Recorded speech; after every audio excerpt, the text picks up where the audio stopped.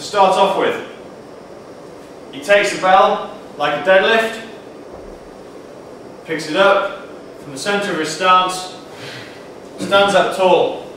The initial phase of a swing, to get the swing going, he whips his hips. This sends the bell out in front. He then immediately allows the bell to fall, pulling his hips back.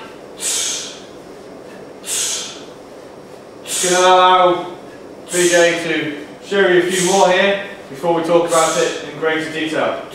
Okay, rest there for a second. Just want to hold the bell up. So, to start off with, that whip of the hips, that initial phase to get the bell going, and then the initial lowering, basically pulls the bell through, past his adductors and back. As he's pulling it back, he's going to get to a point where he feels the stretch in his hamstrings.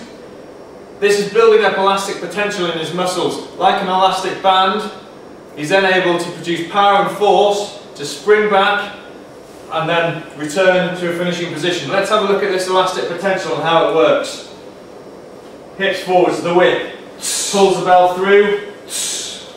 There is where you're getting that elastic potential, that stretch in the muscle. You feel that stretch, you feel the muscles working. You then instantly stand up tall, ensuring that as you're standing up, you're whipping your hips through nice and tall. We're going to do one more set in a second, once he's got his breath back. And you can see what happens at the top of the lift. So, we're looking here for full hip extension, the bum being tight, maintaining a tall spine. The bell is basically being thrown away from him. So as you're standing up and you're whipping your hips forward, you're thinking about throwing the bell away. You're not trying to lift the bell up with your arms at all. You just want to let the bell float. Get this sensation of the bell floating. Just to talk through full hip extension here, and to ensure that you're doing it correctly, when the bell is up here, imagine there is a bell there, okay? His glutes need to be nice and tight. He's performed triple extension through ankle, knee and hip to ensure that everything is moving at the same time. At the top of his lift, his bum's going to be tight.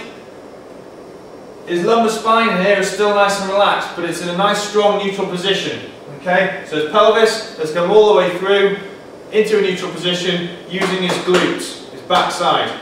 So ensure that when you are coming up in your swing, you're standing tall with your bum tight.